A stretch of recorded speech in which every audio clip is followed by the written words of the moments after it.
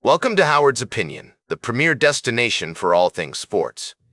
As we kick off today's show, let's take a look at some of the highlights from the latest round of NFL preseason games. We've got a mix of winners and losers to discuss, starting with some impressive performances. New York Jets quarterback Geno Smith had a great night, tossing a couple of touchdown passes and leading his team to victory. Meanwhile, Green Bay Packers special teams coordinator Cam Achord seems to have found an early groove, with his unit making some big plays in their game against the Denver Broncos. On the other hand, we've got some players who struggled to make an impact. Rookie quarterback Fernando Mendoza had a tough outing, throwing an 80-yard pick-six and taking an 11-yard sack.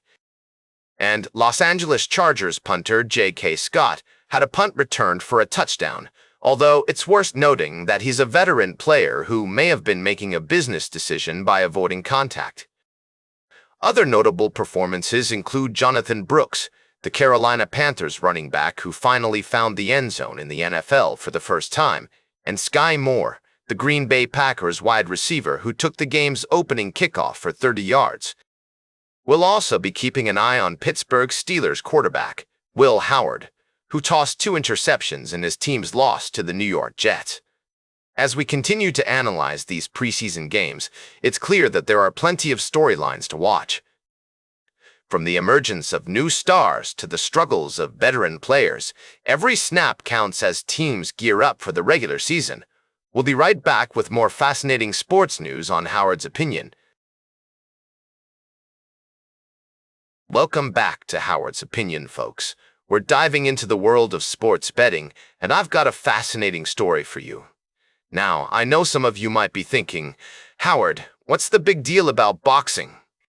Well, let me tell you, this one's got it all. High stakes, thrilling matchups, and, of course, the thrill of placing that perfect bet. We're talking about the upcoming fight between Serrano and Manzur, set to take place at the Pechanga Resort Casino in Temecula, California. Now, I'm not here to give you a play-by-play of the fighter's stats or strategies, but what I do want to highlight is the excitement surrounding this event, particularly when it comes to sports betting.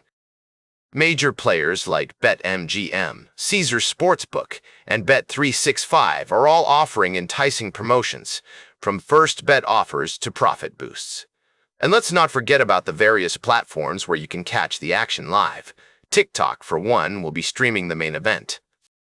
Now, I know some of you might be seasoned bettors, while others might be looking to dip their toes into the world of sports betting.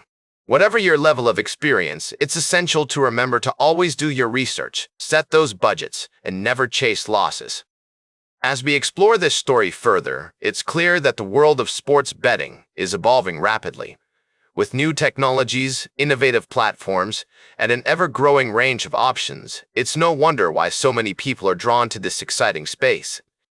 So, whether you're a die-hard boxing fan or just looking for some action on the side, this fight has something for everyone. And if you're feeling lucky, you might just find yourself placing a bet or two. Welcome back to Howard's Opinion. As we wrap up today's show, I want to dive into a story that's been making waves in the baseball world. You may have heard about Ketel Marte, the Diamondbacks' star player, who mysteriously didn't show up to a game at Fenway Park last Monday. The team was left scrambling, and his teammates were just as confused as the fans.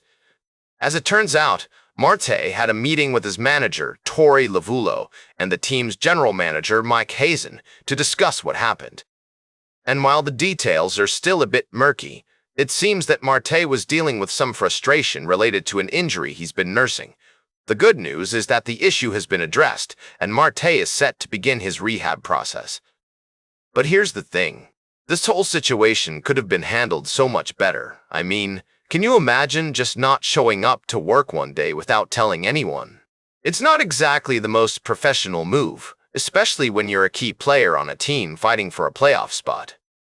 Lovullo seemed to acknowledge that in his comments after the meeting, saying that there are right and wrong ways to handle things, and I think that's a pretty fair assessment. I'm sure Marte is going through some tough times, but as a professional athlete, you've got to be able to communicate with your team and handle your business like an adult. The timing of all this is especially tough for the Diamondbacks, who are right in the thick of the wild card hunt. They need all hands on deck if they're going to make a push for the playoffs, and while it's great that Marte is getting the help he needs, you've got to wonder what might have been if this situation had been handled differently. As the team looks to move forward and put this drama behind them, I think it's a good reminder that even in professional sports, communication and teamwork are key. You can't just go rogue and expect everything to work out okay. There are consequences to your actions, and sometimes those consequences can hurt the people around you. That's all for today's Howard's Opinion. Remember to like, share, and subscribe, and until next time, keep your head in the game.